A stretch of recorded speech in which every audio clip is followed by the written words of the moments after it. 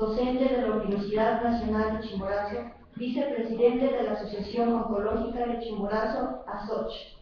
Ha escrito varias obras, entre las cuales están el Manual Teórico Práctico de los Derechos del Consumidor, Manual Teórico Práctico de la Incidencia del ADN como prueba fundamental en el asesinato, Manual Teórico Práctico de la Acción Ordinaria de Protección, entre otros. Demos pues una cordial bienvenida con un fuerte aplauso al doctor Esteban Hernández.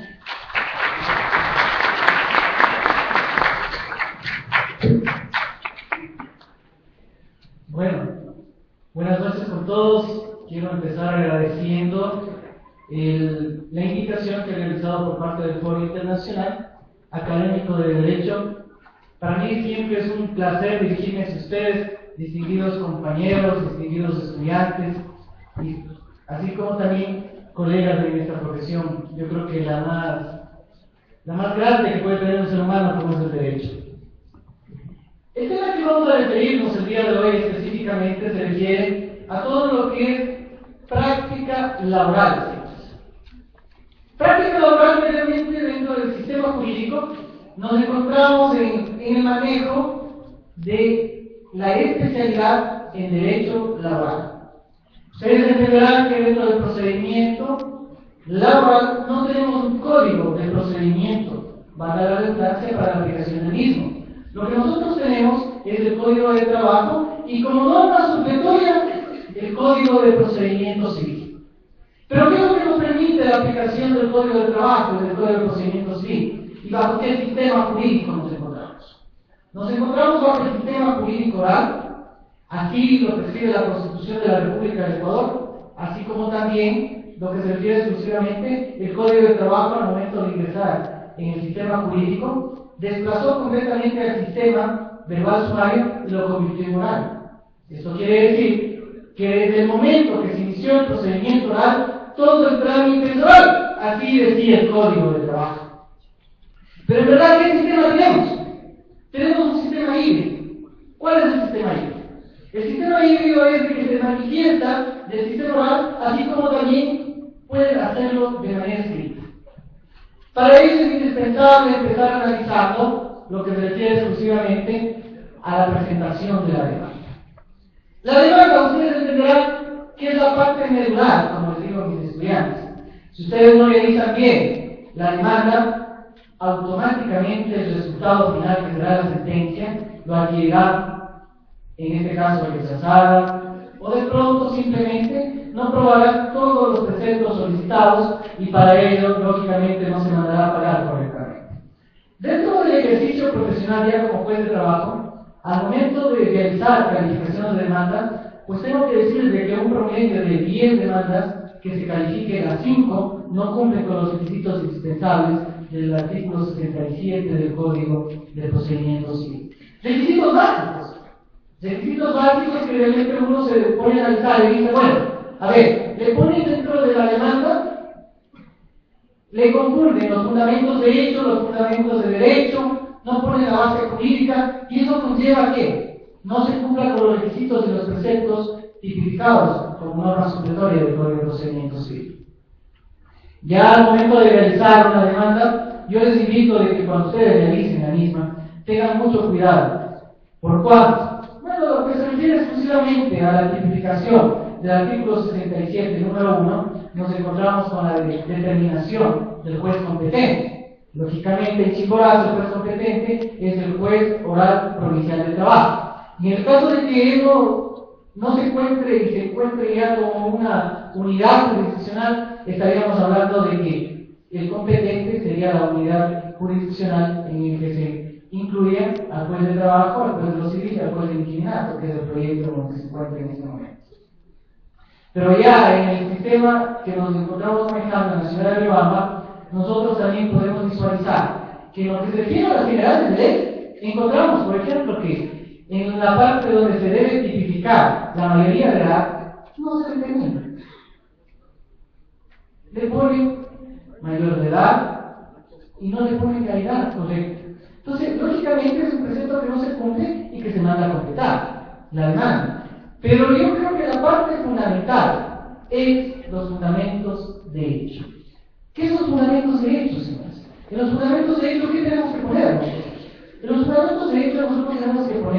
la determinación del lugar donde laboró, la fecha en la que empezó su relación laboral, la fecha en la que terminó su relación laboral, cuál fue su primer sueldo, cuál fue su último sueldo, y lógicamente, cuál es la manera como terminó esa relación laboral.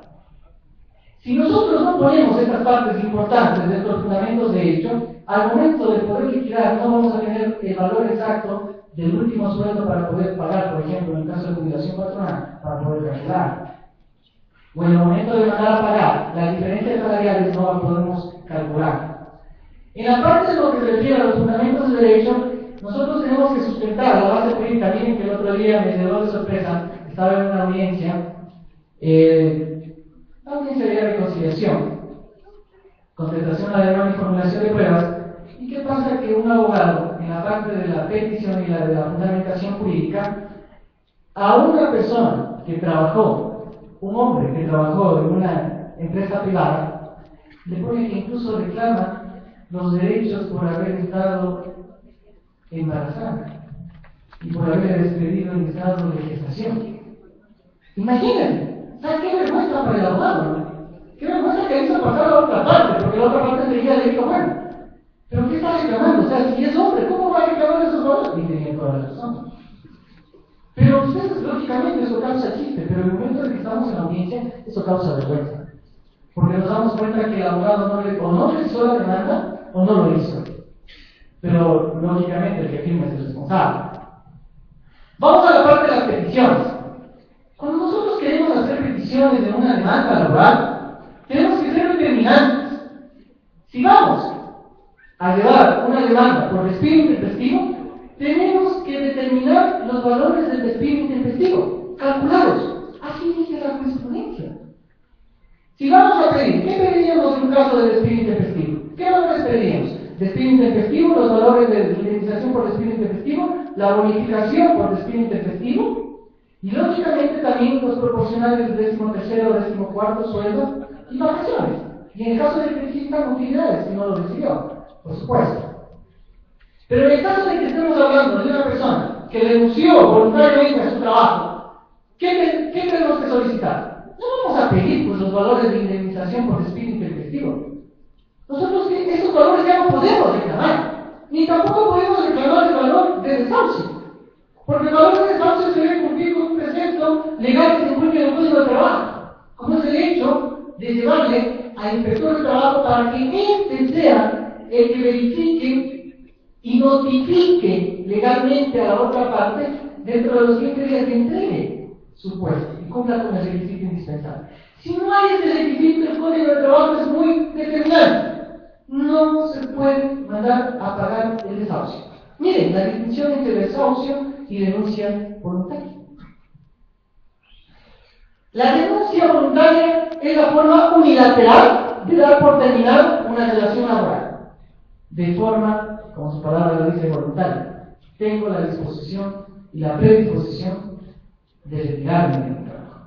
Pero cuando yo lo quiero hacer legalmente, y lo hago a través de, en este caso, del desahucio, es la forma abrupta, legal, de dar por terminada una relación laboral. Miren que esta distinción, esta pequeña diferencia entre renuncia voluntaria y desahucio, ha determinado. Puedo pronunciarme ya porque dicté las sentencias en estos casos, y no voy a dictar las sentencias en los mismos, por lo tanto no cometo prevaricato. En el caso del municipio de Levante, ahí practicaron que el abogado primero pidió el desahucio y estaba reclamando el mandato 2, artículo 8, inciso primero. Y en esta parte que reclama, dice en el inciso primero, se acogerá a la jubilación patronal por renuncia voluntaria. ¿El desahucio es renuncia voluntaria, me pregunto? No lo es. Y ahí está la distinción. Es por eso, señores, me imagino que ustedes vieron por la prensa, vieron en el municipio, pancartas que decían que no les he ordenado el pago de dichos valores. Me permito explicarles. Una cosa es el desahucio, otra cosa es la renuncia voluntaria. Por lo tanto, en el momento que se realizó ese análisis, se les indicó muy claramente en dichas sentencias que las mismas iban dirigidas como requisito indispensable de renuncia voluntaria. Si no existe ese precepto, no se puede mandar a la cárcel. Y así lo ratificó la Corte Provincial la semana anterior, todas las sentencias ratificadas, bajo el mismo criterio. Entonces, ¿eso qué quiere decir, señores? Que el incumplimiento o no haber determinado la diferencia entre desahucio y renuncia voluntaria, ¿qué pedimos? ¿Qué valores vamos a solicitar cuando pedimos un desahucio? Cuando nosotros pedimos un desahucio tenemos que pedir la indemnización por el desahucio, una vez que se haya cumplido con el precepto, el proporcional del 13º, 14º sueldo, vacaciones y utilidades en el caso que les venga. Y si existen diferencias salariales o el último sueldo que no ha estado cancelado, son valores que también se pedirán de que se liquiden en el momento real. Eso es lo que se refiere al desahucio. La renuncia voluntaria, en cambio, nosotros ¿de qué hablaremos? En la renuncia voluntaria nosotros hablaremos de los valores siguientes. No podemos pedir desahucio porque no se cumple el requisito. Nosotros tendríamos que solicitar que el 13º, 14º sueldo, vacaciones, utilidades, diferencias salariales y en caso de que no se le haya pagado los últimos remuneraciones.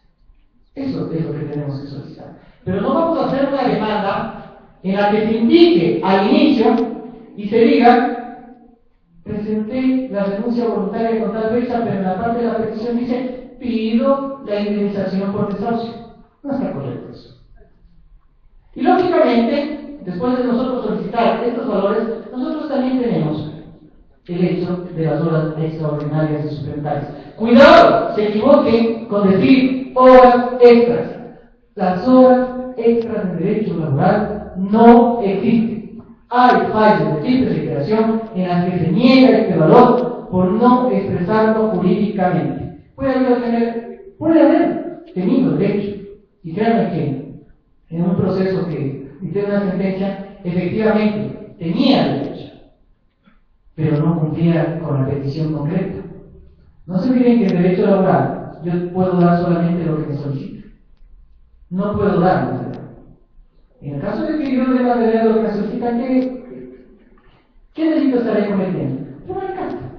¿No es cierto? Le estoy otorgando mucho más allá de lo que me solicitaron. Y eso no lo puedo hacer. Entonces, nosotros al hablar de horas suplementarias y extraordinarias, ¿de qué estamos hablando? Las horas suplementarias es a partir de qué? De haber cumplido las 8 horas diarias, se cumplirá más del 50% del cargo de valor hora. Esto quiere decir que si el valor hora valía, ¿cómo sacamos la operación del valor hora, señores? El valor hora se calcula de la siguiente manera. Si nosotros ganamos $318 al mes, le dividimos para 240 horas al mes y nos sale el valor hora. Ese valor hora que nos sale, le dividimos para 2 y el resultado de aquello es el 50% adicional. Más el valor hora, nosotros automáticamente tenemos el valor de la hora suplementaria. No se olviden que aparte de ello también hay el valor hora que aumenta a partir de la noche. Así lo determina el Código de Trabajo. ¿Y cuáles serán las horas extraordinarias? Las horas extraordinarias estamos hablando de ¿qué? Días sábados y domingos. El doble dice el recargo. Entonces, si el valor hora terminó en un valor de $3, ¿cuál será el resultado de la hora el día sábado? $6. $6, ¿no es cierto? Y con eso nosotros tendríamos el valor de ¿qué? De la hora extraordinaria. Son valores que nosotros debemos mandar liquidados. Así lo determina la jurisprudencia. Si usted no manda los valores liquidados, se puede negar indicando de que son pretensiones generales y que no son específicas del reclamo. Cuando nosotros hablamos del proporcional, del 13º y del 14º, nosotros ya tenemos para ello. Cuando hablamos del 1/10, estamos hablando en la fecha de diciembre, que es el doble del sueldo, y en el caso del otro décimo que estamos hablando en la fecha de que por lo general nos dan entre el 15 de agosto aproximadamente, estamos hablando de ¿qué? Del valor del básico unificado, ¿no es cierto? Ese es el valor que nosotros nos otorgan. Esos son los valores de los décimos que nosotros recibiríamos respectivamente para el momento de liquidar. ¿Qué pasa en el momento que nosotros solicitamos vacaciones, señores? ¿Cuándo se solicita vacaciones? Nosotros solicitamos vacaciones específicamente cuando durante el año tenemos derecho a las personas que trabajan en este caso como empleados privados 15 días. Y en el caso de que haya pasado después del quinto año, un día adicional, hasta llegar al límite de 30.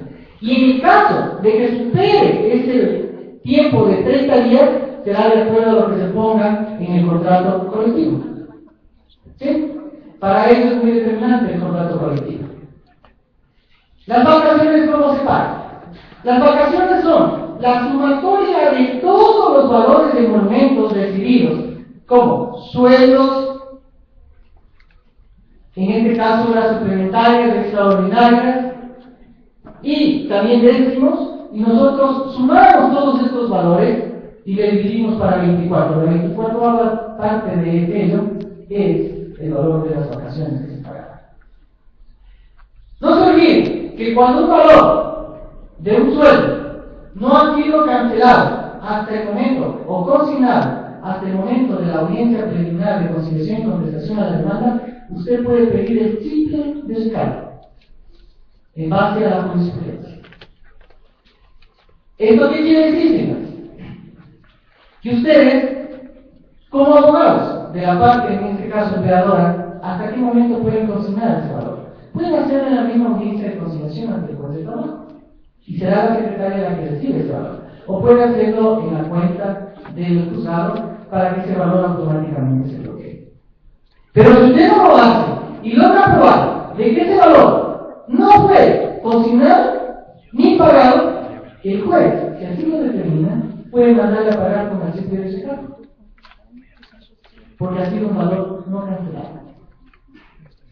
Pero ¿qué pasaría en cambio en el caso de que nosotros vamos a calcular las diferencias salariales? Como criterio del juez, ¿cómo calculo yo las diferencias salariales? Las diferencias salariales, señores, créanme que hay procesos en que le dicen, yo ganaba $80. Usted ganó $80. Justifique. No me logró justificar. Cojo el confidencial, la historia laboral, en DELIES, verifico el valor que fue cancelado ahí y calculo en base a la tabla de cada año. ¿Para qué? Para que pueda ser calculado la diferencia salarial. Miren que la historia laboral es muy importante para el hecho de la determinación de las diferencias salariales y de los sueldos percibidos mensualmente durante todo el tiempo de la relación laboral. E incluso, señores, para determinar el tiempo en que empezó la relación laboral. También existen los otros casos de que las personas han trabajado 3 años, van a hacer una inspección en IES, como está haciendo actualmente, y le dicen, no, es que verá, yo trabajé 7 años. ¿Cuántos años están mirando? ¿Cómo controlo aquellos? ¿Qué tendría que hacer? Debería comparecer a IES después de la notificación de la iniciación del acto activa o del auto de pago con el que me notifiquen, donde me dicen, tiene 8 días para justificar. Yo puedo pedir que en base al reglamento del IES se suspenda el proceso, señores. Es el artículo 81 y 84 del reglamento en que ustedes pueden pedir que se suspenda el proceso. ¿Por qué? Porque el Código de Trabajo es muy determinante en esto, que es el único que puede determinar el tiempo de la relación laboral que sucedía entre empleador y trabajador, el juez de trabajo. Por lo tanto, tendrá que suspenderse el proceso coactivo hasta que el juez de trabajo así lo determine. Pero si nosotros no mandamos el escrito para bloquear, nos van a iniciar un juicio coactivo de venir, y han visto en las noticias que últimamente van y se secuestran los bienes y todo. ¿Y por qué? Porque simplemente usted no se defendió. Y dijo, no, pues ya me iniciaron la coactiva. Es que la coactiva solamente va a un abogado y le dice que la coactiva es, tiene que pagar o tiene que pagar. Pero claro, pero en el IES todavía no le han iniciado el proceso coactivo, solamente le han hecho un auto de pago y le dan 8 días para que usted se pueda defender.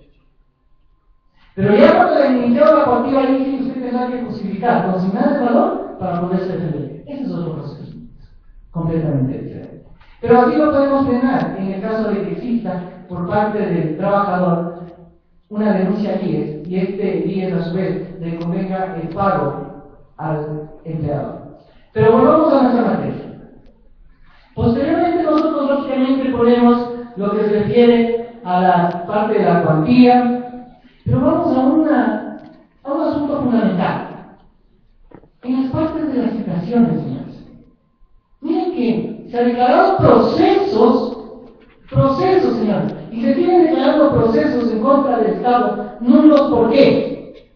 El artículo 6 de la Ley Orgánica de la Procuraduría General del Estado es muy claro. Existen dos maneras de contarse con el Estado: notificación y citación.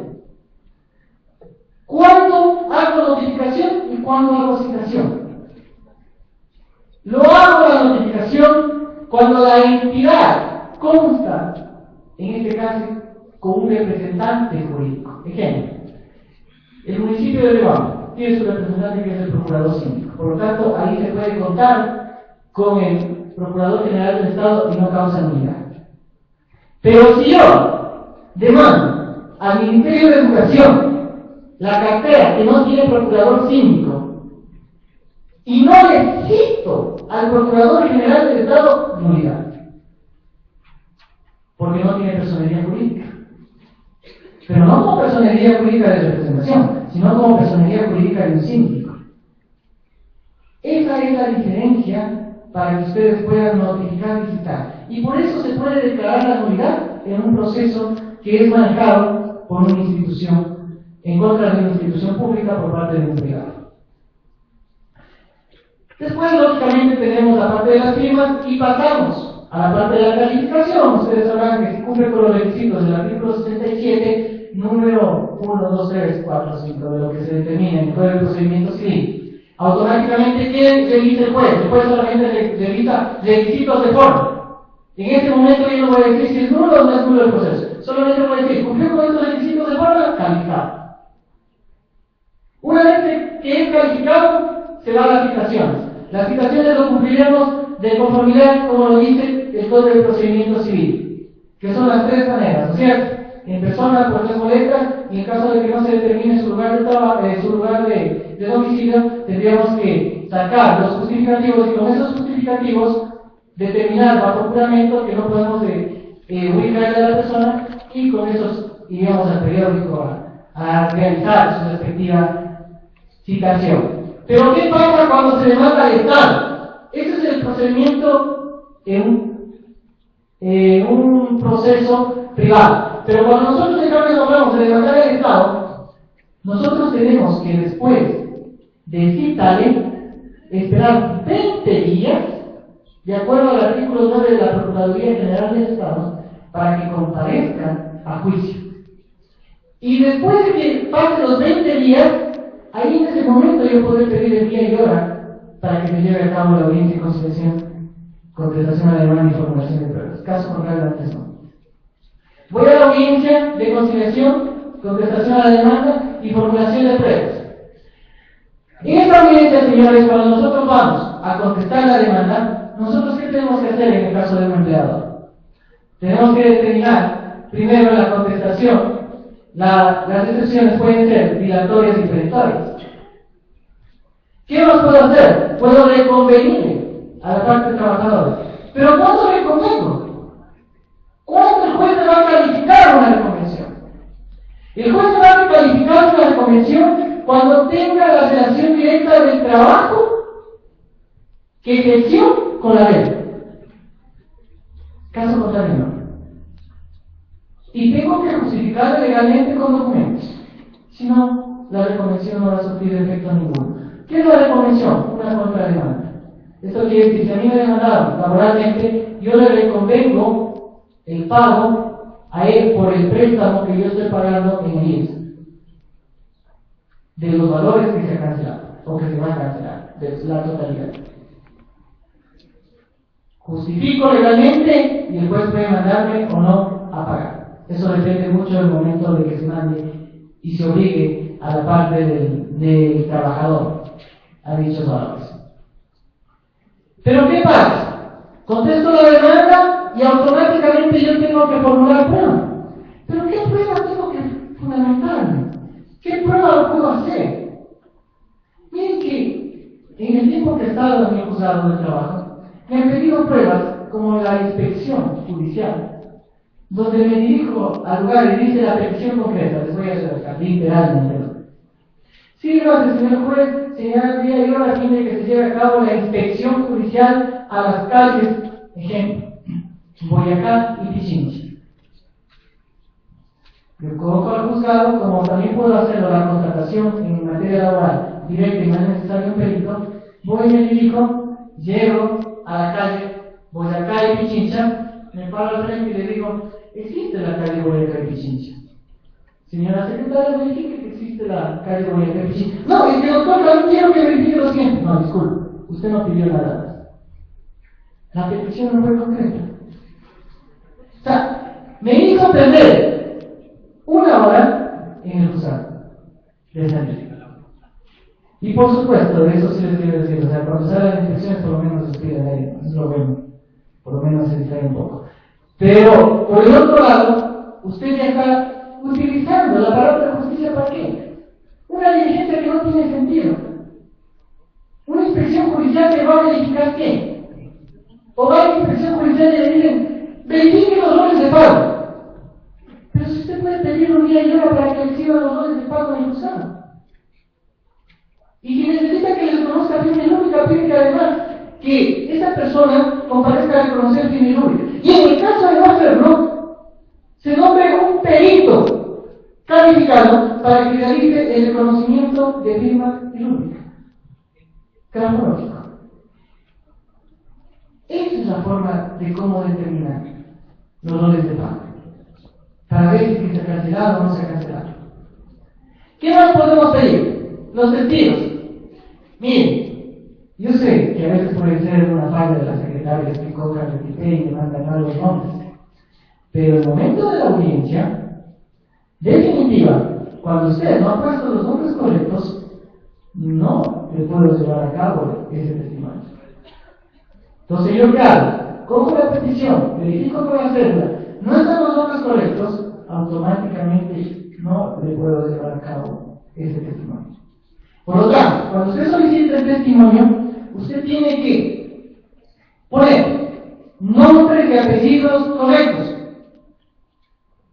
el lugar del domicilio donde va a ser citado, en el caso de que usted no tenga acceso a ese testigo y no le pueda llevar a ese bajo prevenciones de ley, de conformidad con el Código de Procedimiento Civil.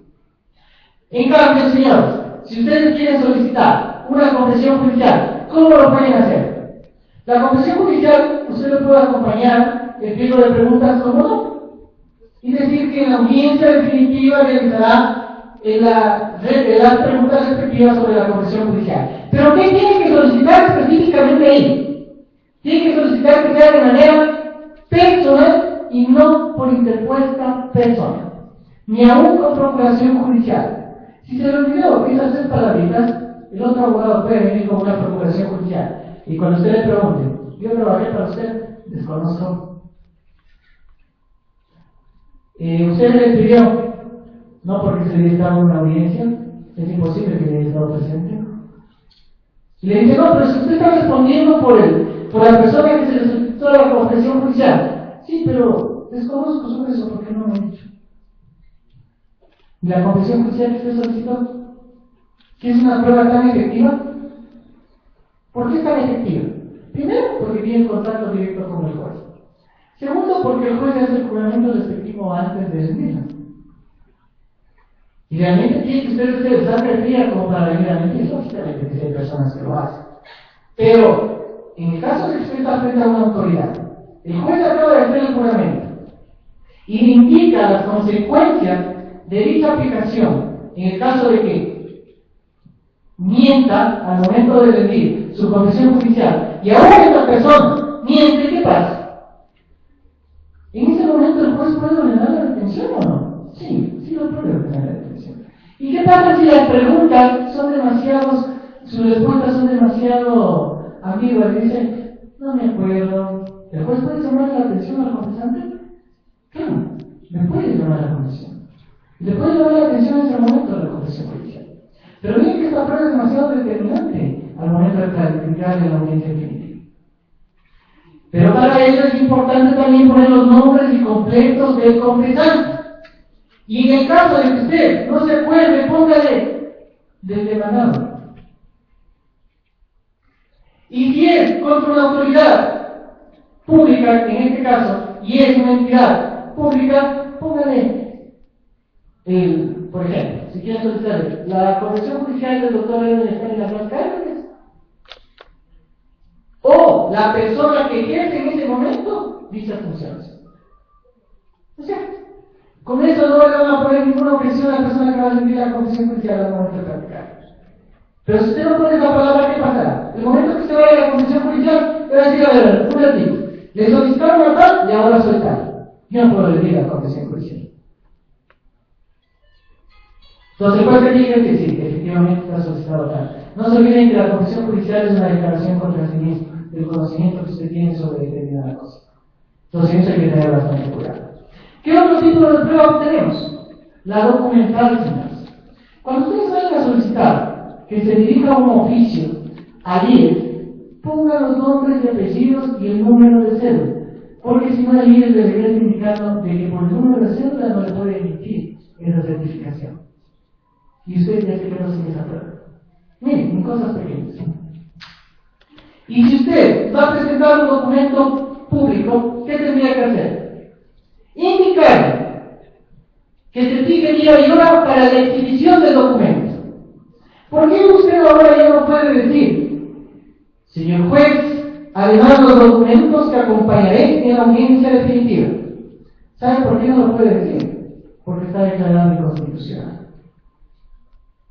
Ahora tiene que denunciar, caso contrario lo deja en indefensión a la otra parte.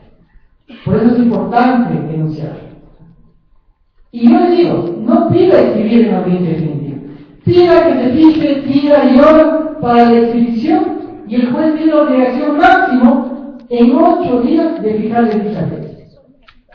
Va a comparecer a su judicatura y va a exhibirlo dicho documento. Y si bien quiere conocerlo dicho documento, igual como les mencioné anteriormente. ¿Qué otro tipo de pruebas tenemos, señores? Nosotros también podemos, en el caso de que hablemos de prueba magnetofónica, ¿qué tenemos que hacer? Pedir que se nombre un delito calificado para que haga la transcripción. Pero bueno, esta prueba es legal, está ligera de nulidad. ¿Qué tal? ¿Cuándo es legal y cuándo no es legal? Es legal siempre y cuando haya sido autorizado por un juez la grabación. O es legal también cuando haya sido en un lugar público. ¿Será acaso que mi conferencia puede ser reproducida? ¿Y surtirá como efecto legal o no? Sí, porque es un lugar público. Pero ¿qué pasa en cambio si es confidencial? Esa prueba es la ligera de nulidad. ¿Y qué aplicamos? La teoría del árbol de general. Lo que nació nulo termina siendo como fruto nulo. ¿Esto qué quiere decir, señores? Que si la prueba fue mal practicada, mal obtenida, esa prueba no surte el efecto. Y miren que a veces van a acusar con grabaciones y dicen, pero si ahí dice, señor juez, el espíritu intempestivo le dice, ándate el trabajo, no quiero saber más. Y usted dice, sí, pero aplicando el principio de legalidad, esta prueba goza de nulidad. Pero es que aplica la sana crítica. A ver, existen límites de las reglas de la sana crítica. Yo no puedo decir que la sana crítica me dice esto y la Constitución me dice esto. Claro, a ver, yo soy constitucionalista, me encanta el derecho constitucional. Soy netamente constitucionalista, pero cuando ejerzo la judicatura no puedo ser netamente constitucionalista. Porque el momento que yo aplique netamente la Constitución, puedo violar el principio de legalidad y el principio de especialidad. Y en ese momento, ¿qué pasa? Puedo causar nulidades, puedo cometer prevaricato, puedo irme mucho más allá. Y dice, claro, es que usted es creador del derecho.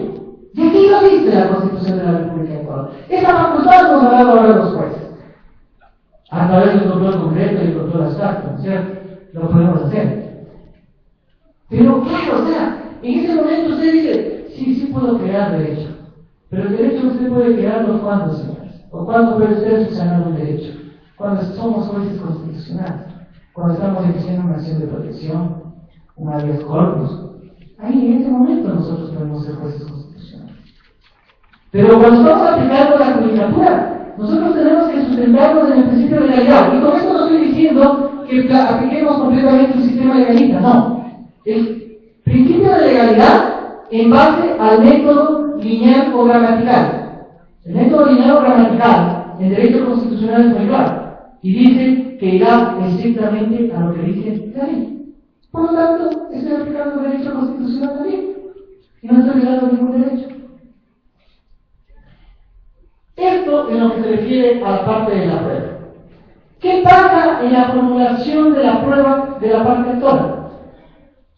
Y la gran mayoría llevan hecha la formulación de la prueba. Cuando usted lleva hecha la formulación de la prueba, usted ya redactó completamente todo su respaldo, en este caso judicial, que usted solicita probar cada uno de los fundamentos. ¿Y qué prueba se implica? De la misma manera como les estoy mencionando, la misma prueba que acabo de mencionar. Puede ser para las dos partes. Pero aquí hay una salvedad, señores. En derecho laboral, la prueba se invierte. ¿Qué quiere decir esto? ¿Qué es la inversión de la prueba? ¿O a qué nos referimos con la inversión de la prueba? De que el actor no está en la obligación legal de probar sus preceptos jurídicos que solicita, sino el demandado, que los canceló y los pagó. Pero si el actor dice que hay diferencias salariales, ahí sí lo tiene que demostrar. Esa salvedad nosotros tenemos en lo que se refiere a la inversión de la prueba en materia laboral. Y muchos abogados dicen, no, señor juez, el Código de Procedimiento Civil norma supletoria dice claramente que la prueba tiene que ser justificada por la persona que lo solicita.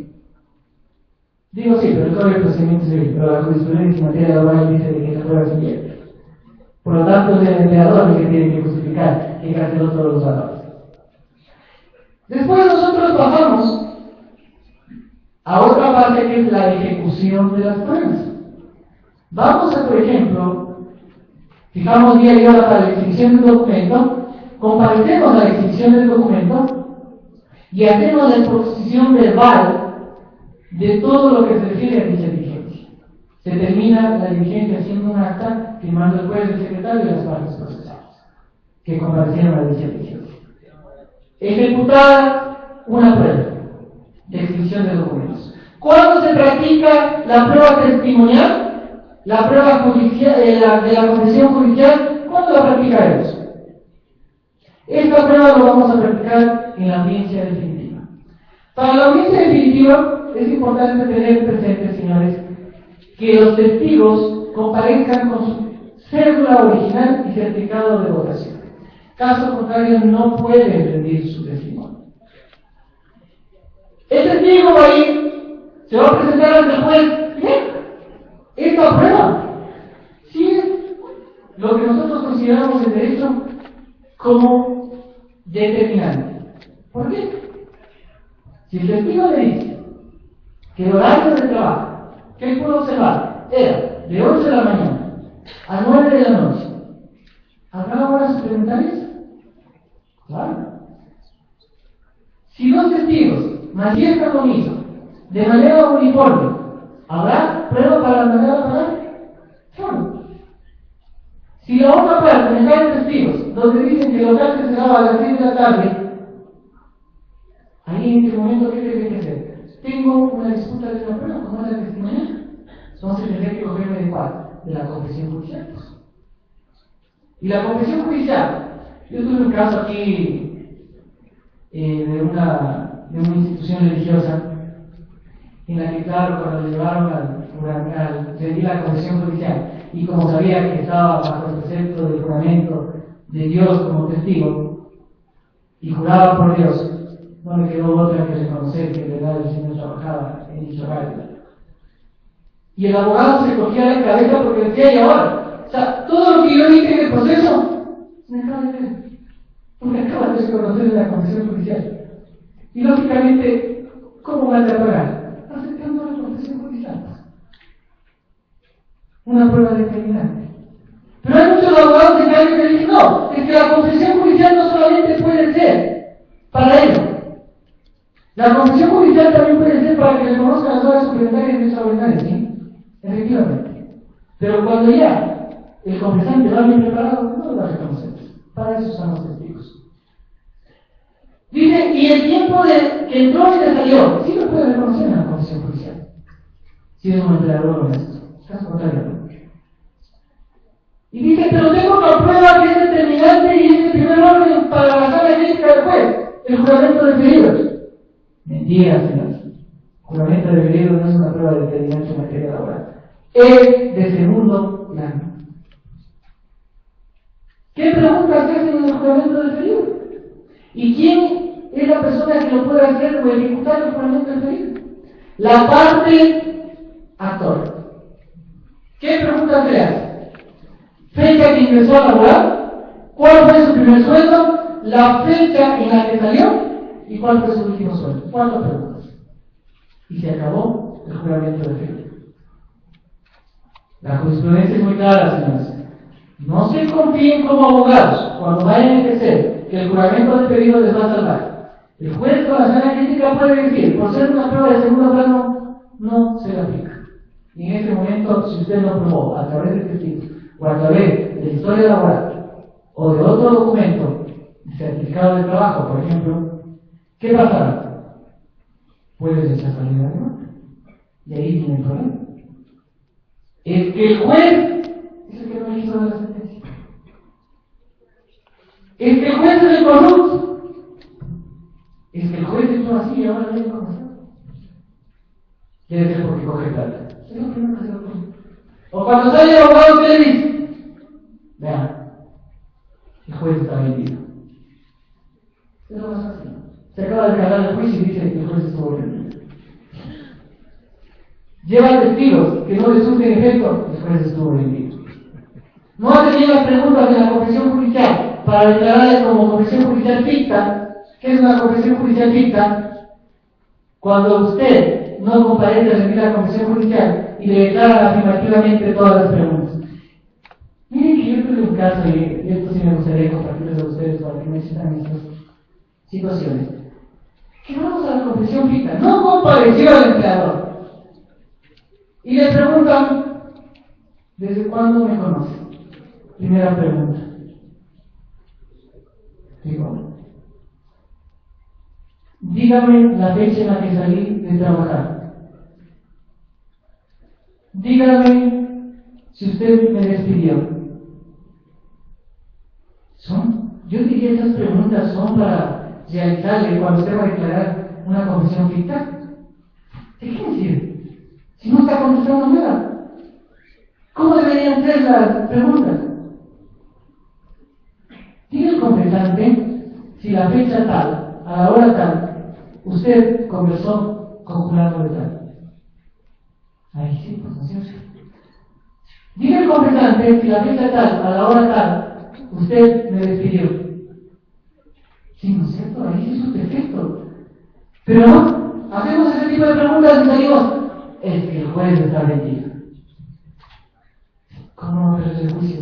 Si ni siquiera él mismo se come el juicio sin estar como otra parte de frente. No hay lógica en lo que se está manejando bajo ese precepto. Acabamos la audiencia preliminar y pasamos a la audiencia definitiva. En la audiencia definitiva les acabo de mencionar sobre lo que se refiere parte testimonial, confesión judicial y vamos a la parte documental. La parte documental ya no tenemos que judicializarla porque ya está con fecha y hora anterior.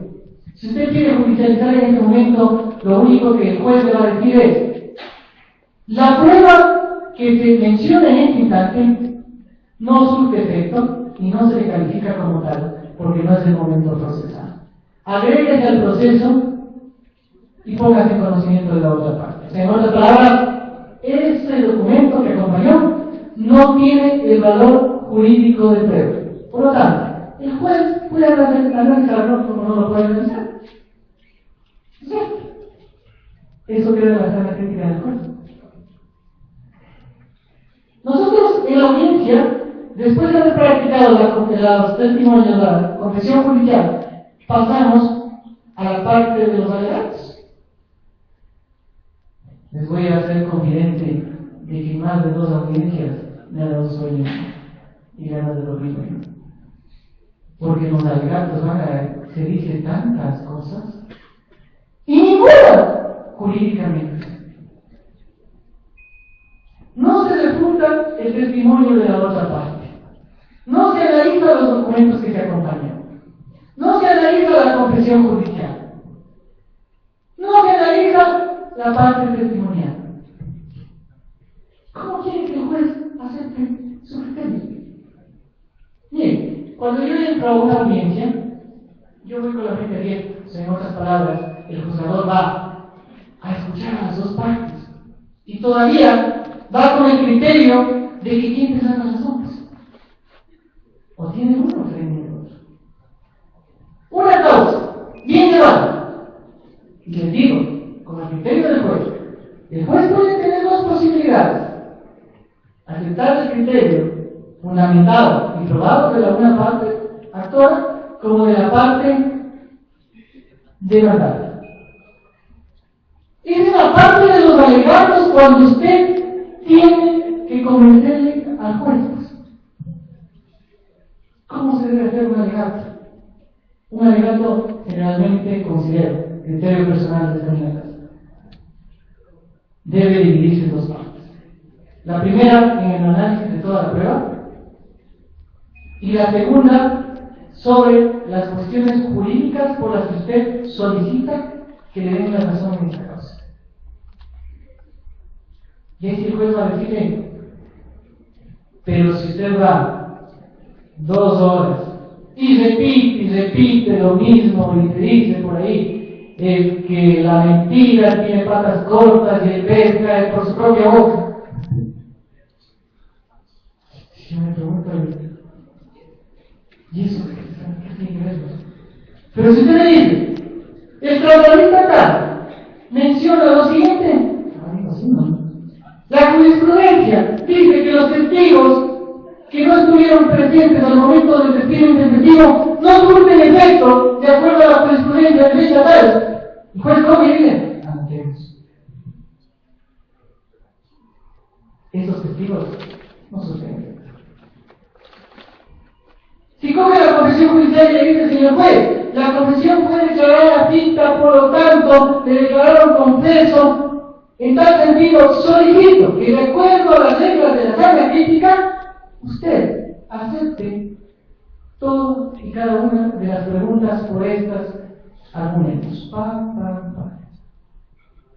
Se dice, sí, ¿no? Tienes razón. Y usted termina diciendo, señor juez, solicito que me mande a pagar los siguientes valores, pues, y empieza a analizar su demanda de nuevo. He probado diferencia salarial con tales documentos. He probado pago de la última remuneración por la falta de tales documentos. He probado la falta del pago de las horas suplementarias con los testigos siguientes y la confesión judicial. Horas extraordinarias por la siguiente prueba. Utilidades. Dice haber utilidades. Claro, señor juez, en los documentos que yo pedí que se escriba día y hora, al momento de las utilidades del 13º y 14º, yo presenté, ahí es el momento para decir, yo presenté el certificado de que soy artesano calificado.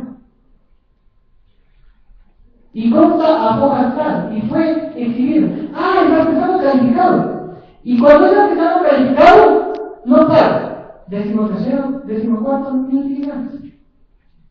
Miren los valores que estamos dando.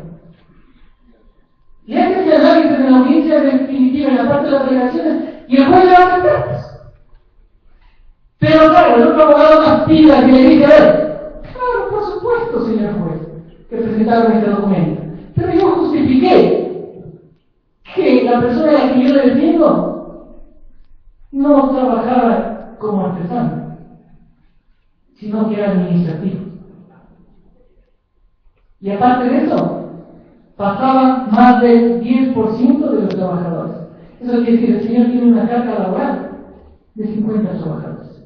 Por lo tanto, en este momento procesal, no es aplicable lo que se refiere al certificado de artesano calificado.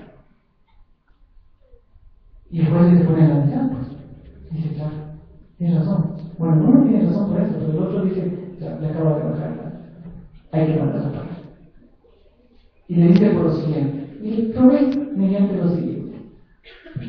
Entonces dice, sí, por supuesto, así son.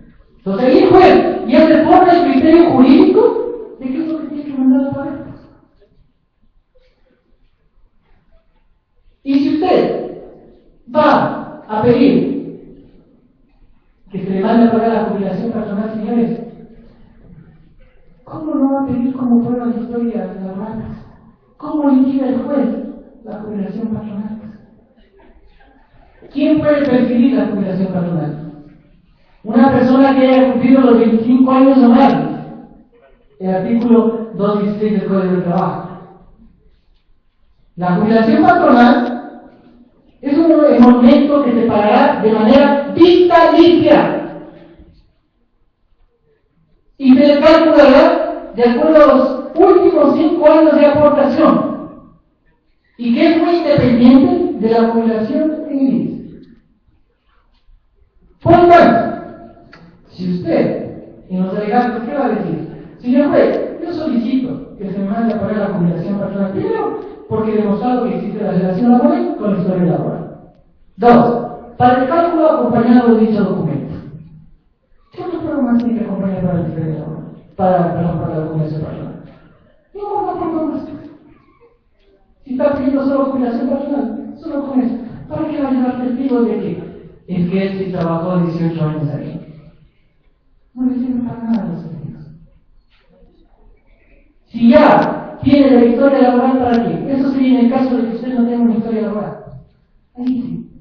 Mire, la importancia del IR. ¿Cómo el certificado del IR puede ser determinante para que un juez juzgue? Por eso hay que tener mucho cuidado en el momento que el IR le llega a hacer una inspección al lugar de trabajo. Y para ver cómo se determina la obligación, porque eso determinará el futuro del juicio. Hay que tener mucho cuidado en este sentido. Terminamos con los alegatos y vamos a la parte de la sentencia.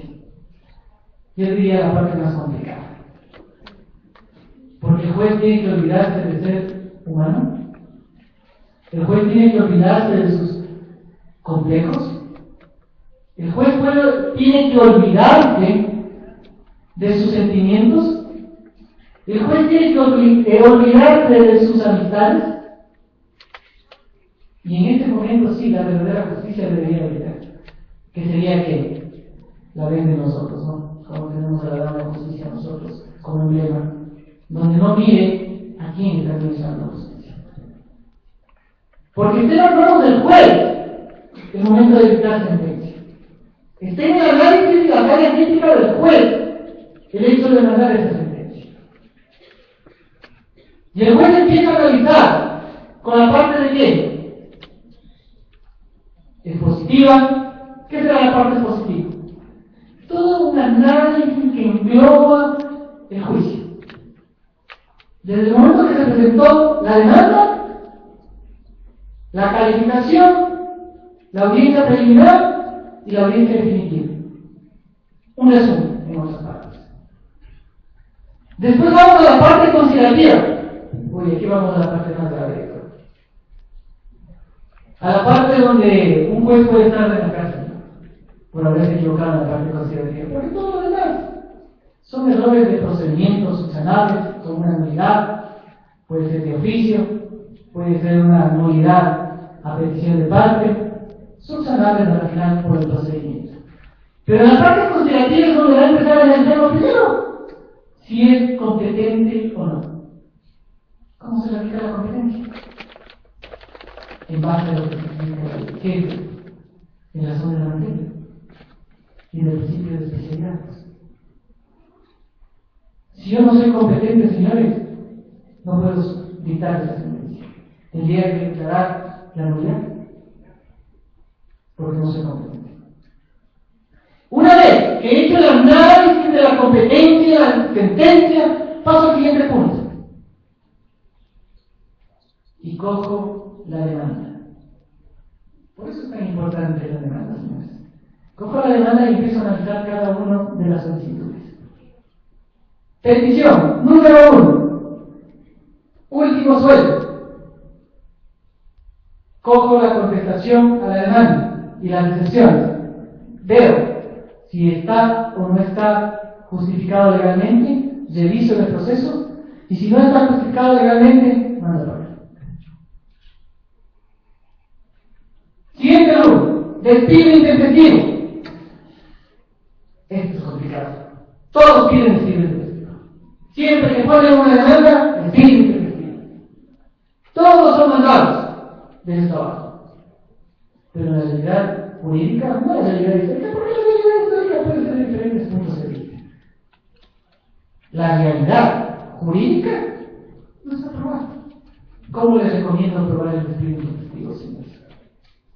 ¿Quieren probar el despido intempestivo? Miren, si ese momento el trabajador le llama como abogado y le dice: doctor, ¿sabe que me quieren mandar del trabajo? ¿Qué hago? Le dice: espera un ratito.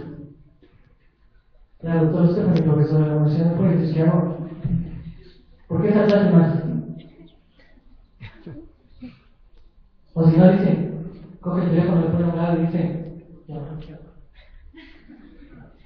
Y se mete al teléfono y dice: espérate hasta ver qué le dice. El trabajador dice: gracias, doctor. Y como las personas confían tanto en los abogados, le dicen: gracias, doctor, y le ponen el teléfono.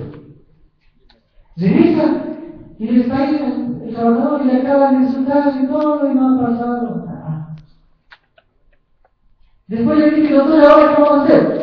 Tenemos que mandarnos la petición ante el Ministerio de Relaciones Laborales, Inspectoría de Trabajo. Y de ahí, si no nos pagan, nos vamos al Ministerio de Trabajo, porque ahí sí nos pagan el despido intempestivo. Pero ¿qué documento tiene para justificar? ¿Cómo justifica el despido intempestivo? ¿Qué tiene que hacer usted como abogado, señores? Le quieren mandar, ¿sabe qué? Ahorita hago una petición al inspector de trabajo y comparezco con el inspector de trabajo.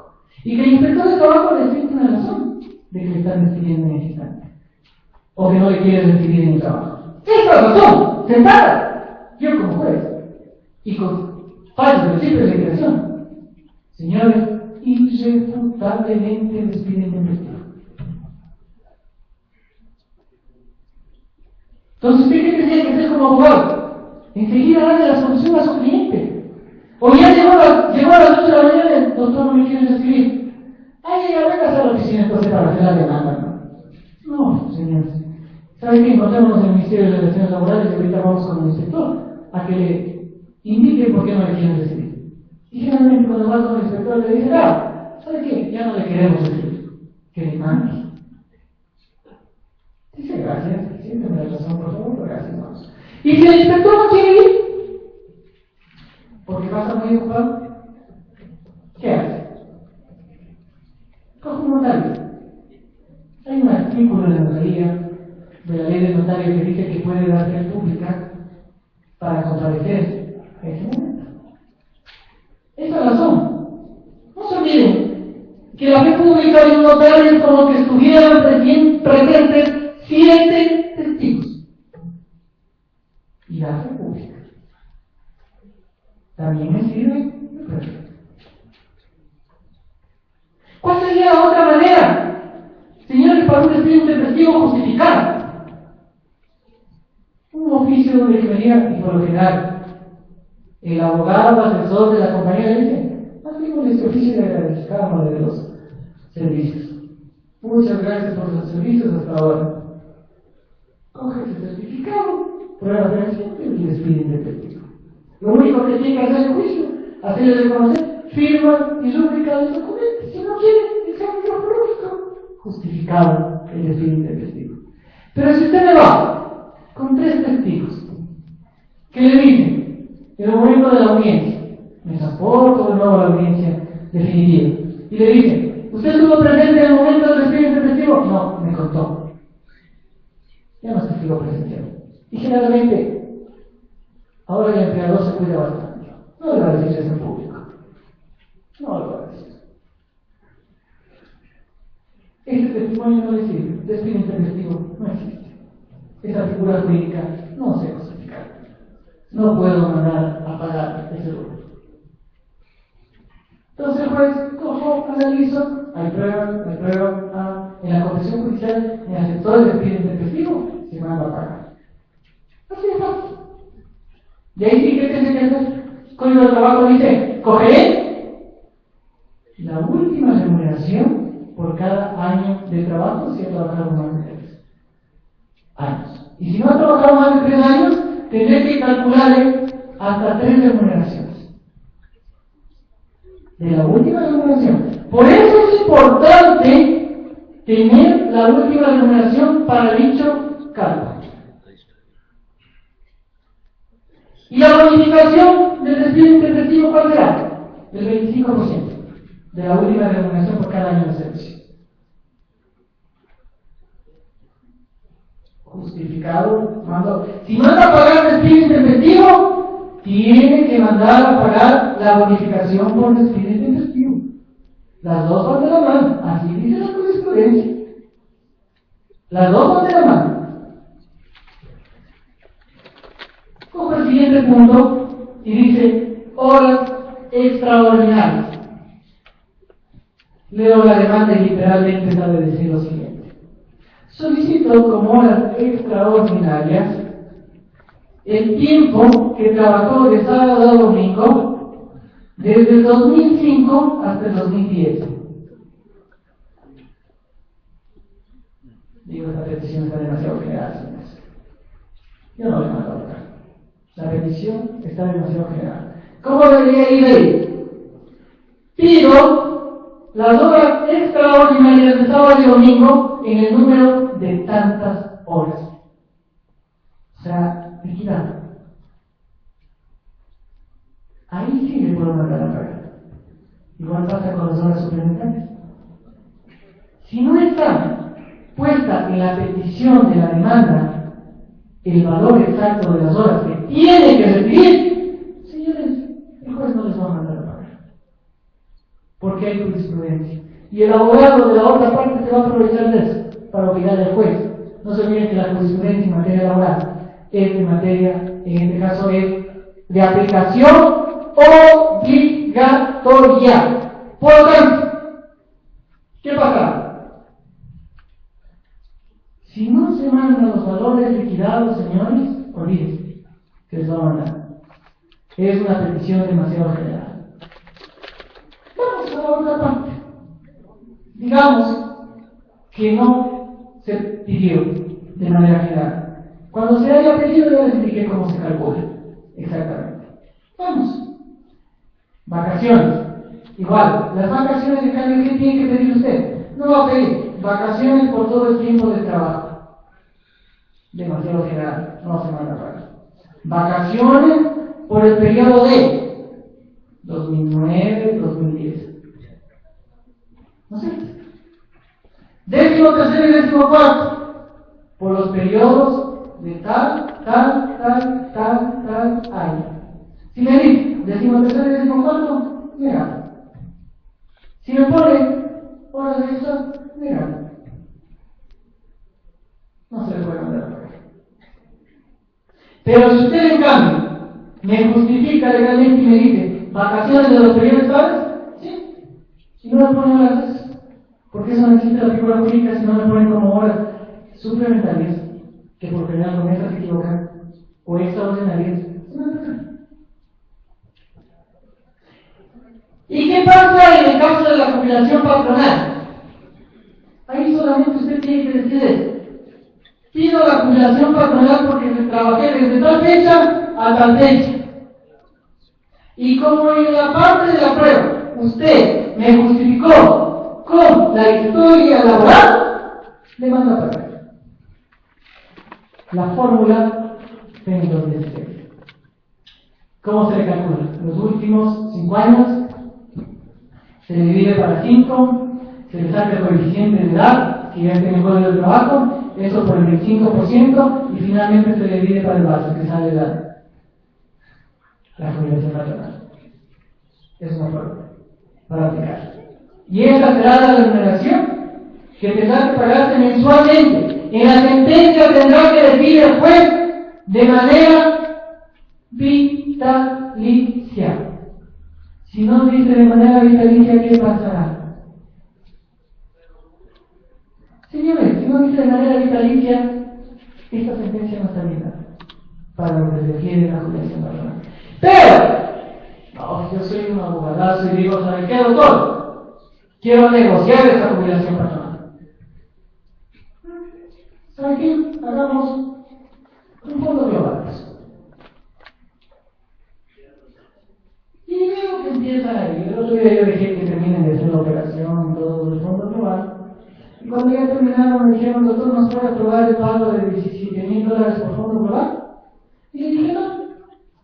Que a mí no me cae de todo, dicen que este doctor está loco. Joven, mocoso y loco, con precio.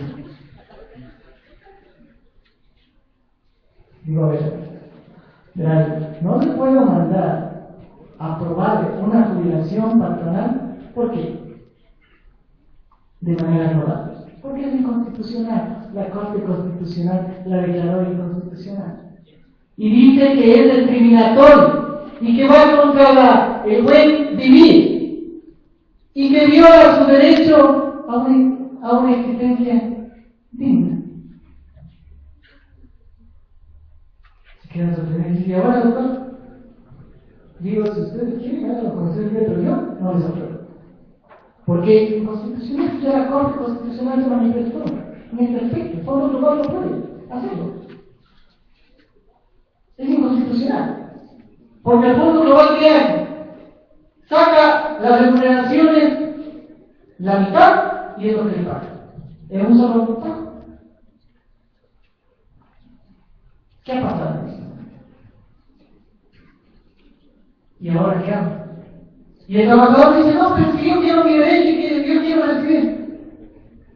Salvo su derecho, pero yo estoy aquí para garantizarle la aplicación de la seguridad jurídica. Artículo 82 de la Constitución de la República de Ecuador. ¿Qué dice? Aplicación de la Constitución y normas jurídicas existentes en el país. ¿No es cierto? ¿Y la jurisprudencia que va a aplicar en materia laboral? Claro. ¿Y la jurisprudencia constitucional? Sí, desde que es Corte Constitucional. A excepción de la jurisprudencia en la que se desconoce los fallos del Tribunal Constitucional, también como jurisprudencia. Pero antes de ello, los fallos del Tribunal Constitucional no era jurisprudencia obligatoria. A partir de que existe en nuestro sistema jurídico la Corte Constitucional, desde ese momento sí son de aplicación obligatoria y vinculante. Interpartes, fuera o depende de cómo sea la jurisprudencia. ¿No es cierto? De acuerdo a ello podemos aplicar. Miren, esta es la parte de la jubilación patronal. Pero yo quiero pedir el triple de recargo. En los emolumentos no pagamos como sueldos. No se justificó legalmente el pago de ese emolumento, no se consignó en la audiencia preliminar, no se depositó el dinero en la cuenta del juzgado, por lo tanto, hay fallos del triple de liquidación que dice que procede el pago con triple de recargo. Sustente la jurisprudencia y después no le va a tener que hacer el orden que no le va a pagar. No sé, no se puede dar la vuelta del juez, el juez tampoco puede violar el procedimiento. Si viola, apelo. Este era cuando el juez de segunda instancia le corrija la equivocación que realizó el juez de primera instancia. Después de haber analizado esos preceptos y de haber analizado así también como la contestación, las excepciones y la prueba de la otra parte, vamos a la parte ya resolutiva. La parte resolutiva es la emisión ya, en este caso, de sentencia por parte del juez indicando que se acepta o no se acepta. En materia laboral puede darse de dos maneras. En cuanto a la aceptación, parcial o total. La aceptación parcial, por ejemplo, puedo mandarle a pagar la jubilación patronal, pero no aceptar el pago de los otros emolumentos.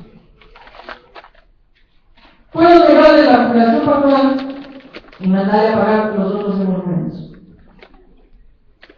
Y la total es la que acepto completamente toda la petición de la demanda. Y existe la otra manera donde rechazo la demanda, no acepto la demanda. En otras palabras, le dije no proponer. Y en los otros casos, declaro la nulidad. ¿Se podrá declarar la nulidad a foja cero? ¿Hay foja cero en un proceso? No hay foja cero en un proceso. Usted tiene que declarar la nulidad desde la demanda. Así de claro tiene que ser. Desde la demanda. Tenemos que tener en cuenta que en materia laboral, la aplicación del derecho es una materia muy interesante. Pero cuando ya dictamos la sentencia, vemos la responsabilidad del juez. No se olviden que si el juez se equivocó, a ver, ¿existe prevaricato o no existe prevaricato? Si el juez no falla contra norma expresa, ¿qué quiere decir esto? ¿Que no se fue en contra de la ley? No hay prevaricato. Si el juez falla contra norma expresa, pero no se justifica que hay ánimo de favorecer a la una parte o de perjudicar a la otra parte, no hay prevaricato. El juez puede equivocarse en el momento de emitir la sentencia. Es su criterio. Y ese criterio es apelable. Por lo tanto, para que haya prevaricato tiene que haber querido favorecer a una parte y perjudicar a la otra. Para que exista prevaricato. Caso contrario, no, señores. No tendremos prevaricato a la Fiscalía que ya de hecho tiene mucho que investigar, como para preocuparse de un prevaricato que no tiene fundamento legal. No presentemos de esta manera. Ahí sí encontramos los prevaricatos expresos. No te expresa porque quiso favorecer. Porque recibió dinero. Claro, ahí sí, pues señores. Ahí sí procede el prevaricato. Ahí viene la consecuencia jurídica. Si manda el prevaricato, le encuentran responsable al juez, le demandan al Estado, el Estado paga y viene ¿qué? ¿Qué viene por parte del Estado? Viene el Estado a recuperar sus valores. ¿Y cómo recupera el Estado? Entonces el Estado recupera demandándole al que se equivocó en la sentencia. ¿Quién se equivocó en la sentencia? El juez. Ahí viene la... Pero, ¿le dice acaso? No. ¿Va a la indemnización porque se equivocó en la audiencia preliminar? Es por la sentencia. La parte más importante del proceso es la sentencia, donde el juez expresa su criterio y realmente observa si hubo o no violaciones de preceptos jurídicos y si realmente lo dictó bien, es la sentencia. Es la sentencia. Cuando yo me dirigía y decía no apliquen el derecho constitucional completamente, no me refería a que violen derechos. Me refería a que se puede aplicar principios generales, que son en este caso normas generales que sirven para suplir vacíos legales, como antinomias o anomias jurídicas. Se puede aplicar también las garantías puestas en la Constitución de la República del Ecuador. Tenemos nosotros como también la aplicación de manera directa e inmediata de acuerdo al artículo 12, número 3 de la Constitución, que dice que todas las autoridades públicas y judiciales tendrán la obligación de aplicar los derechos de manera directa e inmediata. Por supuesto que lo puede hacer. Pero ¿será que hay un derecho laboral? Si usted no le demandó la jubilación patronal, ¿puedo darle la jubilación patronal? No le puedo dar, señores. La jubilación patronal, a pesar de ser un derecho, no le puedo subsanar. A pesar de que se justifique en el proceso, no le puedo dar porque no se pidió eso. Estaría violando el principio de legalidad expresamente. Y ahí sí me estaría yendo contra el no expreso. Y ahí se cometería prevaricar personas. Y lo cometería de manera directa. ¿Será el caso que cuando yo quiero aplicar la Constitución de la República del Ecuador y la seguridad jurídica, será que yo puedo hacer un control abstracto sobre el hecho de que dice que toda indemnización laboral puede ser reclamada en materia laboral por 3 años, ¿no es cierto? Si no se reclama durante los 3 años, está prescrito, excepto la jubilación patronal. Y yo como juez cojo y hago un control constitucional y pido una petición concreta solicitada a la Corte Constitucional y le digo, hago el control por cuanto considero que por estar tipificado en la Constitución de la República del Ecuador, que dice que los derechos serán irrenunciables, imprescriptibles, etc., me fundamento en ese y hago el control. No, señores, de seguro la Corte Constitucional llama la atención y tiene facultad para hacerlo. Si existe la ley, está tipificada en la ley, está el principio de legalidad expreso, está el método lineal o gramatical expreso. ¿Por qué no hace? Si quiere manejar su criterio y quiere hacerle la sentencia más interesante, vamos a la parte argumentativa. Argumente su sentencia. Para eso existen métodos. El primero que ya les expliqué, bueno, hay muchos, pero les voy a dar los más importantes. El método de la racionalidad, aplicando la razón. El método histórico, el método finalista y el método híbrido. Que puedo coger el método lineal y el método racional y mezclarlo. Son métodos que les sirven de manera general y que son métodos constitucionales que les pueden servir para aplicar una sentencia. Pero ¿qué más conoce, señores, el juez de trabajo? ¿Qué más es competente para conocer el juez de trabajo?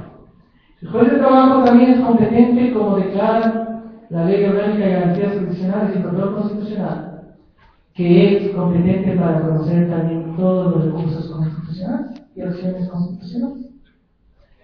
Una vez que ha sido sorteado, todos los jueces de primera instancia pueden conocer las acciones de protección, habeas corpus, habeas data. La acción extraordinaria de protección no, porque eso es de competencia exclusiva de la Corte Constitucional. Estas acciones que usted puede proponerle ante el juez constitucional es lo que conocerá directamente para poder aplicar en base a la Constitución y a emitir su fallo en el momento que tenga que hacerlo en la parte constitucional. Eso también es el conocimiento por parte del juez laboral, señores. Finalmente, quiero terminar esta exposición agradeciéndoles la presencia de ustedes y sobre todo por el hecho de haberme escuchado en esta conferencia. Quiero decirles que para mí siempre es un placer dirigirme hacia ustedes.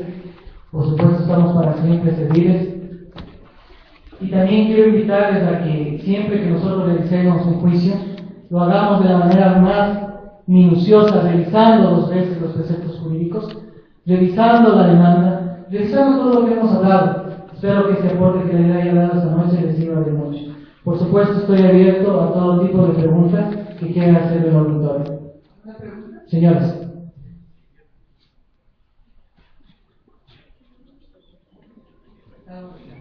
No hay preguntas. No importa. Muchas gracias, señores, y buenas noches.